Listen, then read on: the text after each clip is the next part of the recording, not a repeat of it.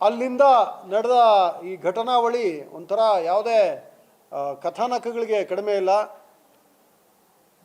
ಕೂಡಲೇ ಅಂದಿನ DSP ಪ್ರಕಾಶ್ ಜುಟ್ಟಲ್ ಅವರು, ಸಿದ್ಧಲಿಂಗಪ್ಪ ಜುಟ್ಟಲ್, ಹಾಂ, ಸೋಮಶೇಖರ್ ಜುಟ್ಟಲ್ ಅವರು ಅಂದಿನ ದಿವಸ PI ಇದ್ದರು, ಈಗ DSP ಆಗಿದ್ದಾರೆ. ಈಗ DSP ಆಗಿ ರೈಲ್ವೇಸಲ್ಲಿದ್ದಾರೆ. ಸೊ ಇವರಿಬ್ಬರಿಗೆ ಮಾಹಿತಿ ಬರ್ತದೆ. ಮಾಹಿತಿ ಬಂದ ಕೂಡಲೇ ಸ್ಥಳಕ್ಕೆ ಧಾವಿಸ್ತಾರೆ. ಸ್ಥಳಕ್ಕೆ ಧಾವಿಸಿದಾಗ ಏನು ಈ ವಿಕ್ಟಿಮ್ಸ್ ಇರ್ತಾರೆ, ಒಂದು ಥರ ಶಾಕ್ನಲ್ಲಿರ್ತಾರೆ. ಸಂಪೂರ್ಣ ಮಾಹಿತಿ ಅವ್ರಿಗೆ ಆ ಕ್ಷಣದಲ್ಲಿ ನೀಡೋ ಪರಿಸ್ಥಿತಿಯಲ್ಲಿ ಅವ್ರು ಇರೋಲ್ಲ. ಕೇವಲ ಒಂದು ಹಲ್ಲೆ ಬಗ್ಗೆ ಮಾಹಿತಿ ಕೊಡ್ತಾರೆ. ಆಗ ನಮ್ಮ ಪೊಲೀಸ್ ಅಧಿಕಾರಿಗಳು ಅವ್ರನ್ನ ಇನ್ನೂ ವಿವರವಾಗಿ ಕೇಳ್ತಾರೆ. ಕೇಳಿದಾಗ ಇನ್ನೂ ಅಷ್ಟು ಅವರು ಎಲಿಸಿಟ್ ಮಾಡೋ ಪರಿಸ್ಥಿತಿಯಲ್ಲಿರಲ್ಲ. ಆ ಪರಿಸ್ಥಿತಿಯ ಒಂದು ತೀವ್ರತೆಯನ್ನು ಮನಗಂಡು ಪೊಲೀಸ್ ಅಧಿಕಾರಿಗಳು ಅವ್ರಿಗೆ ಆ ಕೂಡಲೇ ವೈದ್ಯಕೀಯ ನೆರವಿಗಾಗಿ ಅವ್ರನ್ನ ಆಸ್ಪತ್ರೆಗೆ ಶಿಫ್ಟ್ ಮಾಡ್ತಾರೆ. ಆಸ್ಪತ್ರೆಗೆ ಶಿಫ್ಟ್ ಮಾಡಿ ಬಹಳ ಡೀಟೇಲ್ ಆಗಿ ಅವ್ರನ್ನ ಕೇಳಿದಾಗ ಈ ರೀತಿ ಘಟನಾವಳಿ ಆಗಿರೋದು ಅವ್ರಿಗೆ ಗಮನಕ್ಕೆ ಬರುತ್ತೆ. ಆ ಕೂಡಲೇ ನಮ್ಮ SP ಅವರು ಅವ್ರಿಗೆ ಈ ಮಾಹಿತಿ ಗೊತ್ತಾಗಿ ಅವರು ಇಮ್ಮಿಡಿಯೇಟಾಗೆ ನಮ್ಮ SP ರಾಮ್ ಅರಸಿದ್ದಿಯವರು ಕೂಡಲೇ ಸ್ಥಳಕ್ಕೆ ಬರ್ತಾರೆ. ರಾತ್ರೋರಾತ್ರಿ ಆಗಲೇ ಮಧ್ಯರಾತ್ರಿ ಆಗೋಗ್ಬಿಟ್ಟಿರುತ್ತೆ. ಬಂದು ನೋಡಿದ್ರೆ ಇದು ಈ ಥರ ತೀವ್ರತೆ ಅರ್ಥ ಆಗ್ತದೆ. ಆ ಕೂಡಲೇ ಕ್ರೈಮ್ ಟೀಮ್ಗಳನ್ನ ರಚಿಸ್ತಾರೆ. ಏನಂತ ಮಹಾ ಸುಳಿವುಗಳಿಲ್ಲ. ಓಕೆ, ಏಕೆಂದರೆ ವಿದೇಶಿ ಪ್ರಜೆಗಳು ಅವರಿಗೆ ಈ ಲೋಕಲ್ ಆಗಿರೋರ ಬಗ್ಗೆ ಪರಿಚಯ ಇರೋದು ಐಡಿಯಾ ಇಲ್ಲ. ಉಳಿದವರು ನಾಲೆಗೆ ಬಿದ್ದಿದ್ದಾರೆ. ಬಹಳ ಒಂದು ಸಂದಿಗ್ಧವಾದ ಪರಿಸ್ಥಿತಿ. ಅದರಲ್ಲಿ ಡೇನಿಯಲ್ ಎಂಬಾತ ಈ ಸಂಘರ್ಷ ಆಗ್ತಿದ್ದಾಗ ಅವರ ಮೊಬೈಲ್ನಲ್ಲಿ ಒಂದು ಮಸುಕಾದ ಒಂದು ಚಿತ್ರ ತೆಗೆದಿರ್ತಾರೆ. ಇದು ನಮಗೆ ಬಹಳ ಬ್ರೇಕ್ ಥ್ರೂ ನಮಗೆ ಕೊಡ್ತದೆ. ನಮ್ಮ ಪೊಲೀಸ್ ತಂಡ ಈ ಒಂದು ಫೋಟೋಗ್ರಾಫ್ ಹೇಳ್ತೀನಿ ನಾನು ಮುಗಿಸ್ಬಿಟ್ಟು ತಮಗೆಲ್ಲ ಆಮೇಲೆ ಎಲ್ಲ ಕ್ವಶನ್ಸ್ಗೂ ರಿಪ್ಲೈ ಮಾಡ್ತೀನಿ. ಓಕೆ, ಸೊ ಇಂಥ ಒಂದು ಚಿಕ್ಕ ಸುಳಿವಿನ ಆಧಾರದ ಮೇಲೆ ರಾತ್ರೋರಾತ್ರಿ ಸಮರೋಪಾದಿಯಲ್ಲಿ ನಮ್ಮವರು ಕೆಲಸ ಪ್ರಾರಂಭ ಮಾಡ್ತಾರೆ. ಎಲ್ಲ ನುರಿತ ಈ ಅಪರಾಧ ಪತ್ತೆ ತಂಡಗಳು ನಮ್ಮಲ್ಲೇನು ಪ್ರತಿ ಪೊಲೀಸ್ ಠಾಣೆಯಲ್ಲಿರುತ್ತೆ, ಎಂಟೈರ್ ಜಿಲ್ಲೆನ ಅಲರ್ಟ್ ಮಾಡ್ತಾರೆ. ಕರೆಸ್ಕೊಂಡು ನಮ್ಮಲ್ಲಿ ಕೆಲವು ಸ್ಪಾಟರ್ಸ್ ಅಂತ ನಾವು ಐಡೆಂಟಿಫೈ ಮಾಡಿಟ್ಟಿರ್ತೀವಿ. ಅಂದರೆ ಅಪರಾಧ ಚರಿತ್ರೆ ಉಳ್ಳ ವ್ಯಕ್ತಿಗಳ ಬಗ್ಗೆ ಮಾಹಿತಿ ಇಡೋರು ಸಿವಿಲಿಯನ್ಸು ಇರ್ತಾರೆ, ಕೆಲವರು ಪೊಲೀಸ್ ಇರ್ತಾರೆ, ಹೋಮ್ ಗಾರ್ಡ್ ಇರ್ತಾರೆ. ಈ ಎಂಟೈರ್ ತಂಡನ ರಾತ್ರೋರಾತ್ರಿ ಮೊಬಿಲೈಸ್ ಮಾಡ್ತಾರೆ. ಚಿಕ್ಕ ಸುಳಿವು ಏನು ಸಿಕ್ತು ಅದರ ಆಧಾರದ ಮೇಲೆ ಬಹಳ ಒಂದು ಉತ್ತಮವಾದ ಕಾರ್ಯಾಚರಣೆಯ ಫಲವಾಗಿ ಬೆಳಿಗ್ಗೆ ಸುಮಾರು 7 ಗಂಟೆ ಅಷ್ಟೊತ್ತಿಗೆ ಈ ಪ್ರಕರಣದ ಪ್ರಮುಖ ಆರೋಪಿ ಮಲ್ಲೇಶ ಅಲಿಯಾಸ್ ಹಂದಿಮಲ್ಲ ಅಲಿಯಾಸ್ ಮಲ್ಲಯ್ಯ ಈತನನ್ನು ನಮ್ಮವರು ಯಶಸ್ವಿಯಾಗಿ ಈತನನ್ನು ವಶಕ್ಕೆ ಪಡ್ಕೊಂಡು ವಿಚಾರಣೆ ಪ್ರಾರಂಭ ಮಾಡ್ತಾರೆ. ವಿಚಾರಣೆ ಪ್ರಾರಂಭ ಆದಾಗ ನಮ್ಮವರು ಅಲ್ಲಿ ಸ್ಥಳದಲ್ಲಿದ್ದ ಏನು ಕುರುಹುಗಳಿತ್ತು ಅದನ್ನು ಬಹಳ ವೈಜ್ಞಾನಿಕವಾಗಿ ನಮ್ಮಲ್ಲಿ ಈಗ ಸೋಕೋ ಟೀಮ್ಸ್ ಅಂತ ಇದೆ, ಸೀನ್ ಆಫ್ ಅಫೆನ್ಸ್ ಏನು ಅದನ್ನು ಅನಲೈಸ್ ಮಾಡಲಿಕ್ಕೆ ತಂಡ ಇದೆ, ಅವ್ರನ್ನ ಕರೆಸಿ, FSLನವ್ರನ್ನ ಕರೆಸಿ, ಒಂದು ಶ್ವಾನ ತಂಡನ ಕರೆಸಿ, ಫಿಂಗರ್ ಪ್ರಿಂಟ್ ಅವ್ರನ್ನ ಕರೆಸಿ ಬಹಳ ಸೈಂಟಿಫಿಕ್ಕಾಗೆ ಇದನ್ನು ಅನಲೈಸ್ ಮಾಡಿ ಏನು ನಮಗೆ ಆ ಕ್ಷಣದಲ್ಲಿ ಸಂಶಯಿತ ಆಪಾದಿತ, ಯಾಕೆಂದರೆ ನಮಗಿನ್ನೂ ಏನು ಕರೆಕ್ಟ್ ಐಡಿಯಾ ಇಲ್ಲ, ನಮಗೇನು ಈತನೇ ಮಾಡಿದ್ದು ಇವನೇ ಮಾಡಿದ್ದು ಐಡಿಯಾ ಇಲ್ಲ. ಈ ಎಲ್ಲ ಸಾಕ್ಷ್ಯಾಧಾರಗಳನ್ನ ತಾಳೆ ಹಾಕಿ ಒಂದು ಕ್ವಿಕ್ಕಾಗಿ ಒಂದು ಕ್ವಶನರ್ ರೆಡಿ ಮಾಡ್ಕೊತಾರೆ. ಏನು ಕೇಳಬೇಕು ಈ ಸಂಶಯಿತ ಆಪಾದಿತನ ಅಂತ ಕ್ವಶನರ್ ಹಾಕಿ ಒಂದೊಂದಾಗೆ ನಾವು ನಮ್ಮಲ್ಲಿದ್ದ ಸಾಕ್ಷ್ಯಾಧಾರಗಳನ್ನ ಕ್ರಾಸ್ ಮಾಡ್ತಾ ಹೋದಾಗ ಒಂದು ಪಾಯಿಂಟ್ನಲ್ಲಿ ಈ ಆರೋಪಿ ತಪ್ಪೊಪ್ಕೊಂಡು ಒಂದು ಮಿನಿಮಲ್ ಇನ್ಫಾರ್ಮೇಷನ್ ಕೊಡ್ತಾನೆ. ಕಂಪ್ಲೀಟ್ ಮಾಹಿತಿ ಕೊಡಲ್ಲ, ಆ ಕ್ಷಣದಲ್ಲಿ ಒಂದು ಮಿನಿಮಲ್ ಇನ್ಫಾರ್ಮೇಷನ್ ಕೊಡ್ತಾನೆ. ಆ ಏನು ಮಿನಿಮಮ್ ಇನ್ಫಾರ್ಮೇಷನ್ ಆಧಾರದ ಮೇಲೆ ಇಮ್ಮಿಡಿಯೇಟಾಗೆ ನಮಗೆ ಗೊತ್ತಾಗುತ್ತೆ ಒಬ್ಬ ಆರೋಪಿ ಇಲ್ಲೇ ಸ್ಥಳೀಯವಾಗಿದ್ದಾನೆ, ಇನ್ನೊಬ್ಬ ಇರೋದು ಡೌಟು ಅಂತ ಗೊತ್ತಾಗುತ್ತೆ.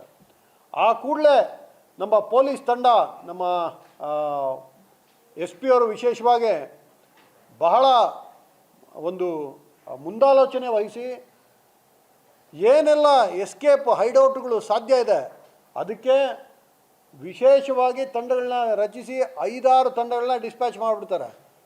ಒಂದು ತಂಡ ತಮಿಳ್ನಾಡು ಕಡೆ ಹೋಗ್ತದೆ, ಒಂದು ತಂಡ ತಿರುಪತಿ ಕಡೆ ಹೋಗ್ತದೆ, ಇನ್ನೊಂದು ತಂಡ ಬೆಂಗಳೂರು ಕಡೆ ಹೋಗ್ತದೆ, ಇನ್ನೊಂದು ತಂಡ ಮಹಾರಾಷ್ಟ್ರ ಕಡೆ ಹೋಗ್ತದೆ. ಅವ್ರು ಯಾರಿಗೂ ಹೋಗ್ತಾ ಇರೋ ತಂಡಗಳಿಗೆ ಎಲ್ಲಿಗೆ ಹೋಗ್ತಿದೀವಿ ಅಂತ ಗೊತ್ತಿಲ್ಲ. ಎಸ್ ಪಿ ಅವ್ರು ಫೋನ್ ಮಾಡಿ ಹೇಳ್ತಾರೆ ಹೋಗಬೇಕು, ನಾವು ಏನು ಟಾಸ್ಕ್ ಏನು ಅಂತ ಮುಂದೆ ಹೇಳ್ತೀವಿ ಅಂತ. ಇದಾದ ಮೇಲೆ ಕೆಲವು ಸೂಕ್ಷ್ಮವಾದ ವಿಚಾರಣೆ ಆದಮೇಲೆ ನಮಗೆ ಈ ಸೆಕೆಂಡ್ ಅಕ್ಯೂಸ್ಡ್ ಈ ಸಾಯಿ ಅಲಿಯಾಸ್ ಚೈತನ್ಯ ಸಾಯಿ ಈತನನ್ನು ನಾವು ವಶಕ್ಕೆ ಪಡೆದುಕೊಳ್ತೀವಿ. ಈ ಇಬ್ಬರದು ವಿಚಾರಣೆ ಬಹಳ ಸುದೀರ್ಘವಾದ ವಿಚಾರಣೆ ಪ್ರಾರಂಭ ಆಗ್ತದೆ. ಹಾಗೆಯೇ ಈ 3ನೇ ಆರೋಪಿ ಇರುವಿಕೆ ಬಗ್ಗೆ ನಾವು ಟೆಕ್ನಿಕಲ್ ಅನಾಲಿಸಿಸ್ ಮಾಡಿ ನೋಡಿದಾಗ ಈತ ಸ್ಥಳೀಯವಾಗಿಲ್ಲ ಅನ್ನೋದು ನಮ್ಗೆ ಗೊತ್ತಾಗ್ತದೆ. ಹಾಗಾಗಿ ಪಾಸಿಬಲ್ ಎಕ್ಸಿಟ್ ರೂಟ್ಸ್ ಎಲ್ಲ ಬ್ಲಾಕ್ ಮಾಡಲಿಕ್ಕೆ ಏನು ಮಾಡೋಕ್ಕೆ ಎಲ್ಲ ನಮ್ಮ ಪೊಲೀಸರು ಮಾಡ್ತಾರೆ. ಎಕ್ಸಿಟ್ ರೂಟ್ಸ್ನ ಟ್ರ್ಯಾಕ್ ಮಾಡ್ತಾರೆ, ಟ್ರೈಲ್ ಮಾಡ್ತಾರೆ, ಎಲ್ಲ ರೀತಿ ತಾಂತ್ರಿಕ ವಿಶ್ಲೇಷಣೆ ಮಾಡಿ ಆ 3ನೇ ಆರೋಪಿನೂ ಯಾವುದೇ ಕಾರಣಕ್ಕೆ ತಪ್ಪಿಸ್ಕೊಳ್ಳಬಾರ್ದು ಅನ್ನೋ ಒಂದು ಕಾರಣದಲ್ಲಿ ಬಹಳ ಈ ಕಡತ ಓದಿ ನಾನು ಕಳೆದ 10-15 ದಿವಸದಿಂದ ಅದನ್ನು ಅರ್ಥ ಮಾಡ್ಕೊಳ್ತಾ ಇದ್ದೀನಿ. ಇದರಲ್ಲಿರೋ ಎಲ್ಲ ಲೇಯರ್ಗಳು ಅದು ಓದಿದ್ರೇ ಒಂಥರ ರೋಚಕ ಅನಿಸುತ್ತೆ. ನಮ್ಮ ಅಧಿಕಾರಿಗಳ ಜೊತೆ ಮಾತಾಡಿದ್ರೇ ಅದು ಹೌದಾ, ಈ ಥರ ಆಯಿತಾ, ಇಷ್ಟು ತ್ವರಿತಗತಿಯಲ್ಲಿ ಆಯಿತಾ ಅನ್ನೋ ಥರ. ಸೊ ಕೊನೆಗೆ ನಮಗೊಂದು ಲೀಡ್ ಸಿಗ್ತದೆ. ಈತ ಒಂದು ಲೋಕಲ್ ಕಾಂಟ್ಯಾಕ್ಟ್, ನಾನು ಅದಕ್ಕಿಂತ ಹೆಚ್ಚಿಗೆ ಹೇಳೋಕ್ಕಾಗಲ್ಲ ನಮ್ಮ ಸೋರ್ಸ್ ಬಗ್ಗೆ, ಒಂದು ಲೋಕಲ್ ಕಾಂಟ್ಯಾಕ್ಟ್ ಜೊತೆ ಟಚ್ಚಲ್ಲಿರೋದು ನಮಗೆ ಗೊತ್ತಾಗ್ತದೆ. ಆ ಹೆಣ್ಮಗಳನ್ನ ನಾವು ಕಾಂಟ್ಯಾಕ್ಟ್ನ ಯಾರಿದ್ರು ಅವ್ರನ್ನ ಕಾನ್ಫಿಡೆನ್ಸಿಗೆ ತಗೊಂತೀವಿ. ಕಾನ್ಫಿಡೆನ್ಸಿಗೆ ತಗೊಂಡು ಅಲ್ಲಿಂದ ನಮಗೆ ಕೆಲವು ಪ್ರಮುಖ ಕುರುಹುಗಳು ಸಿಗ್ತದೆ. ಆ ಕುರುಹುಗಳನ್ನ ಬಹಳ ಟೆಕ್ನಿಕಲಾಗಿ ಅನಲೈಸ್ ಮಾಡಿ we start closing in on the accused. ಅವನ ಎಲ್ಲಿ ಇರಬಹುದು, ಹೇಗಿರ್ಬೋದು ಅಂತ ನಮ್ಮ ಬೇರೆ ಬೇರೆ ಪರಿಣಿತರ ಅವರ ಅನುಭವ, ಅವರ ನುರಿತ ಟೆಕ್ನಿಕ್ಸು, ಹಾಗೆ ನಮ್ಮ ಎಸ್ ಪಿ ಅವರು ಟೆಕ್ನಿಕಲ್ ಅನಾಲಿಸಿಸ್ ಮಾಡಿ ಬಹಳ ವಿಶೇಷವಾಗಿ ಬಹಳ ಚೆನ್ನಾಗಿ ಕೆಲಸ ಮಾಡಿ ಕೊನೆಗೆ ಈತನನ್ನು ನಮ್ಮ ಏನು Chennai railway station Marina beach ಇರ್ತದೆ ಅಲ್ಲಿಂದ ನಮ್ಮವರು ಪಿಕಪ್ ಮಾಡ್ತಾರೆ. ಸೊ ಇಲ್ಲಿಗೆ ಇದು ಒಂದು ಹಂತಕ್ಕೆ ಬಂತು. ಏನು FIR ರಿಜಿಸ್ಟರ್ ಆಯಿತು, ಅದಾದಮೇಲೆ ಅಕ್ಯೂಸ್ಡ್ ಸೆಕ್ಯೂರ್ ಆದರು. ಆದರೆ ಮುಂದಕ್ಕೆ ಬಹಳಷ್ಟು ಚಾಲೆಂಜಸ್ ಇರ್ತದೆ. ಏನು ಚಾಲೆಂಜಸ್ಸು? ಇವರು ಏನು ನೊಂದ ವಿಕ್ಟಿಮ್ಸ್ ಇರ್ತಾರೆ, ಅವರು ಬೇರೆ ದೇಶದವರಾಗಿರ್ತಾರೆ, ಅವ್ರವ್ರ ದೇಶಕ್ಕೆ ಹೋಗ್ಬೇಕಾಗಿರುತ್ತೆ. ಹಾಗಾಗಿ ಎಲ್ಲ ಪ್ರಕ್ರಿಯೆಗಳನ್ನ ಬಹಳ ತ್ವರಿತಗತಿಯಲ್ಲಿ ಬಹಳ ಸೈಂಟಿಫಿಕ್ಕಾಗಿ ನಮ್ಮವ್ರು ಮಾಡಿಸಿ ಒಂದು ರಿಕಾರ್ಡರ್ ಟೈಪ್ ಅನ್ಬೋದು ಇದು. ಎಷ್ಟೋ ಜನ ನಮ್ಮ ಅಧಿಕಾರಿಗಳು 2.5 ತಿಂಗಳು ಮನೆಗಳಿಗೆ ಹೋಗಿಲ್ಲ, ನಿದ್ದೆ ಮಾಡಿಲ್ಲ. ಆ ಸ್ಪೀಡ್ನಲ್ಲಿ ನಮ್ಮವರು ಬಹಳ ಉತ್ತಮವಾದ ತನಿಖೆನ ಮಾಡಿ 2.5 ತಿಂಗಳೊಳಗಡೆ ಅದನ್ನು ಚಾರ್ಜ್ ಶೀಟ್ ಫೈಲ್ ಮಾಡ್ತಾರೆ. 30th May 2025 charge sheet file ಆಗ್ತದೆ. ಮತ್ತು ನಾನು ಡೇಟ್ ನಿಮಗೆ ಟೈಮ್ ಲೈನ್ ಬಹಳ ಸ್ಪಷ್ಟವಾಗಿ ಹೇಳ್ತೀನಿ ನೋಡಿ. 6ನೇ ತಾರೀಕು ಘಟನೆ ಆಯಿತು, 6ನೇ ತಾರೀಕು ಮಾರ್ಚಿಗೆ. 7ನೇ ತಾರೀಕು FIR ರಿಜಿಸ್ಟರ್ ಆಯಿತು. FIR ಸೆಕ್ಷನ್ಸು ತಮಗೆ ಓದಿ ಹೇಳ್ತೀನಿ. 309 ಸಬ್ಸೆಕ್ಷನ್ 2 ಭಾರತೀಯ ನ್ಯಾಯ ಸಂಹಿತೆ, 311 64 ಸಬ್ಸೆಕ್ಷನ್ 2, 70 ಸಬ್ಸೆಕ್ಷನ್ 1, 109, 103 ಸಬ್ಸೆಕ್ಷನ್ 3 ಮತ್ತು ಸಬ್ಸೆಕ್ಷನ್ 5 ಭಾರತೀಯ ನ್ಯಾಯ ಸಂಹಿತೆ. ಇದು ಒಂಥರ ಏನೆಲ್ಲ ಪನಿಷಬಲ್ ಅಫೆನ್ಸಸ್ ಮೇಜರ್ ಇದೆ ಎಲ್ಲ ಆಗೋಗಿರೋಂಥ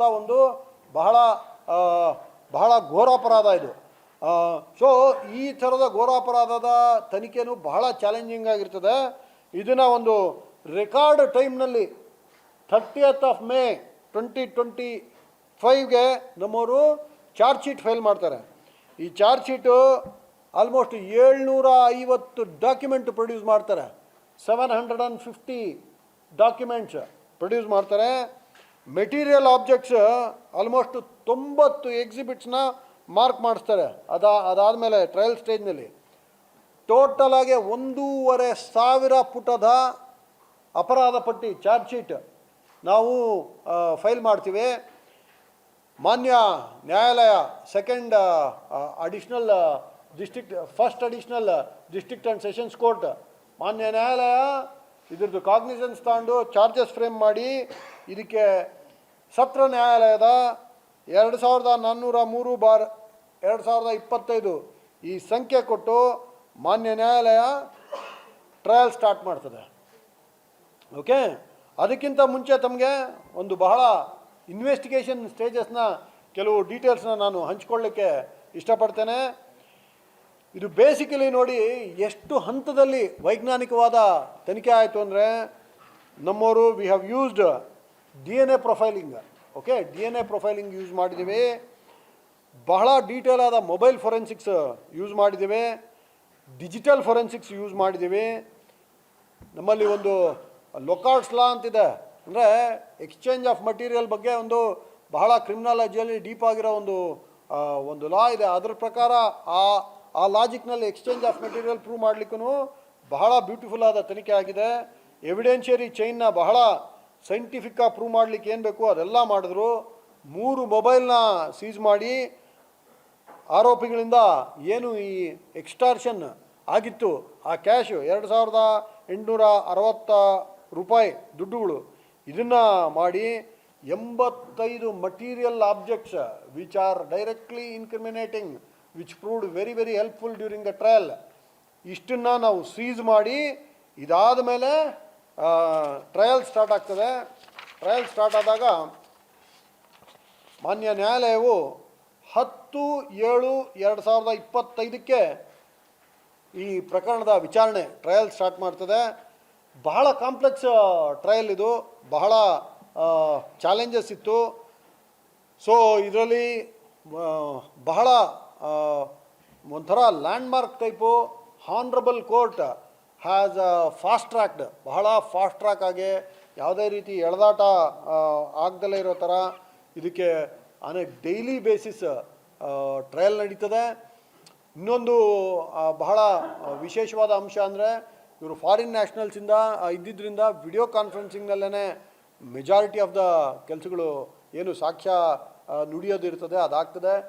ಬಹಳ ಇಂಪಾರ್ಟೆಂಟ್ ಅಂದರೆ ಇದರಲ್ಲಿ ನಮ್ಮ ಕಾನೂನಿನ ಮ್ಯಾಂಡೇಟ್ ಪ್ರಕಾರ ಒಂದು ಟೆಸ್ಟ್ ಐಡೆಂಟಿಫಿಕೇಷನ್ ಪರೇಡ್ ನಡಿಬೇಕಾಗಿರುತ್ತೆ. ಅದನ್ನು ಸಹ ತಾಲೂಕಾ ದಂಡಾಧಿಕಾರಿ ತಹಶೀಲ್ದಾರ್ ರವರ ಸಮ್ಮುಖದಲ್ಲಿ ಒಂದು ಬಹಳ ಸೈಂಟಿಫಿಕ್ ಆದ ಟೆಸ್ಟ್ ಐಡೆಂಟಿಫಿಕೇಷನ್ ಪರೇಡ್ ಆಗ್ತದೆ. So that the victims have clearly identified who are the accused, ಯಾರು ಇದರಲ್ಲಿ ದುಷ್ಕರ್ಮಿಗಳು ಯಾರು, ಯಾರ್ದು ಪಾತ್ರ ಏನೇನು, ಇದ್ರ ಬಗ್ಗೆ ಬಹಳ ಸ್ಪಷ್ಟವಾಗಿ ನಮಗೆ ಒಂದು ನಿರೂಪಣೆ ಸಿಗ್ತದೆ. ಇದು ಟೆಸ್ಟ್ ಐಡೆಂಟಿಫಿಕೇಷನ್ ಪರೇಡ್ ಸಹ ಬಹಳ ಸೈಂಟಿಫಿಕ್ ಆಗಿ ಬಹಳ ಚೆನ್ನಾಗಾಗ್ತದೆ.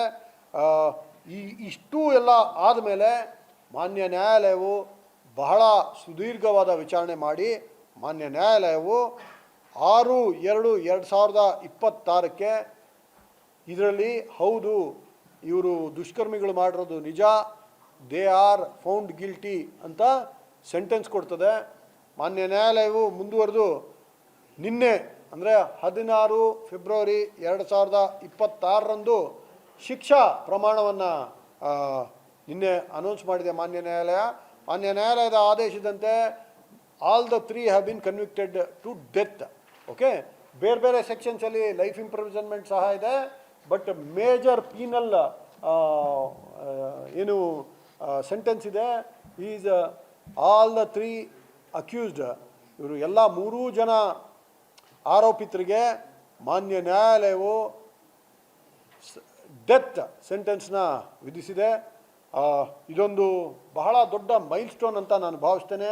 ಏಕೆಂದರೆ ಇದು ಕೇವಲ ನಮ್ಮ ಜಿಲ್ಲೆ, ನಮ್ಮ ವಲಯ ಅಥವಾ ನಮ್ಮ ರಾಜ್ಯಕ್ಕೆ ಸಂಬಂಧಪಟ್ಟಿದ್ದಲ್ಲ, ಇಡೀ ಜಾಗತಿಕ ಒಂದು ವಲಯದಲ್ಲಿ ಜಾಗತಿಕ ಮಟ್ಟದಲ್ಲಿ ಭಾರತದ ನ್ಯಾಯ ವ್ಯವಸ್ಥೆಯ ಬಗ್ಗೆ ಇರುವ ಒಂದು ನಂಬಿಕೆಯನ್ನು ಸಂಪೂರ್ಣವಾಗಿ ಗಟ್ಟಿಯಾಗಿ ಎತ್ತಿ ಹಿಡಿಯುವಂಥ ಪ್ರಕರಣ ಇದು.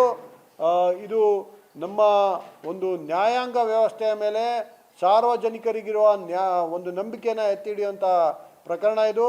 ಹಾಗೇ ಪೊಲೀಸ್ ಇಲಾಖೆಯ ಒಂದು ಸಾಮರ್ಥ್ಯಗಳು, ಟೆಕ್ನಿಕಲ್ ಇನ್ವೆಸ್ಟಿಗೇಷನ್ ಸಾಮರ್ಥ್ಯಗಳು ಹಾಗೂ ಸಾರ್ವಜನಿಕ ಸುರಕ್ಷತೆಯ ಬಗ್ಗೆ ಬದ್ಧತೆ.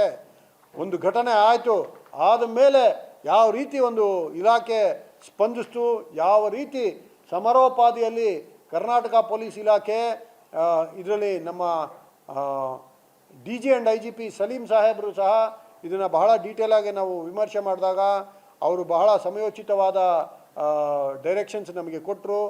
ಎಂಟೈರ್ ಟೀಮಿಗೆ ನಮ್ಮ DG ಆ್ಯಂಡ್ IGP ಸಲೀಂ ಸಾಹೇಬರು ಉತ್ತಮವಾದ ಒಂದು ವಿಷಸ್ ತಿಳಿಸಿದ್ದಾರೆ. ಇದೊಂದು landmark investigation, landmark judgment. ಹಾಗಾಗಿ ಇದು ಈ ಲಾ ಆಫ್ ದ ಲ್ಯಾಂಡ್, ಈ ನೆಲದ ಕಾನೂನು ವ್ಯವಸ್ಥೆ ಬಗ್ಗೆ ಹಾಗೂ ಕಾನೂನು ಸುವ್ಯವಸ್ಥೆ ಕಾಪಾಡುವ ಹಾಗೂ ತಪ್ಪಿತಸ್ಥರನ್ನ ಏನು ನ್ಯಾಯಿಕ ಒಂದು ಪ್ರಾಸೆಸ್ ಇದೆ ಅದಕ್ಕೆ ಒಳಪಡಿಸಿ ಈ ನೆಲದ ನ್ಯಾಯದಂತೆ ಆರೋಪಿಗಳಿಗೆ ಮಾನ್ಯ ನ್ಯಾಯಾಲಯವು ಸೆಂಟೆನ್ಸ್ ಮಾಡಿರೋದ್ರಿಂದ ಇದೊಂದು ಲಾಜಿಕಲ್ ಎಂಡ್ಗೆ ಹೋಗಿದೆ ಅಂತ ನಾನು ಅಂದ್ಕೊಂಡಿದ್ದೇನೆ. I will stop here. ತಾವು ಏನಾದರೂ ಪ್ರಶ್ನೆಗಳಿದ್ದರೆ ಕೇಳಿದ್ರೆ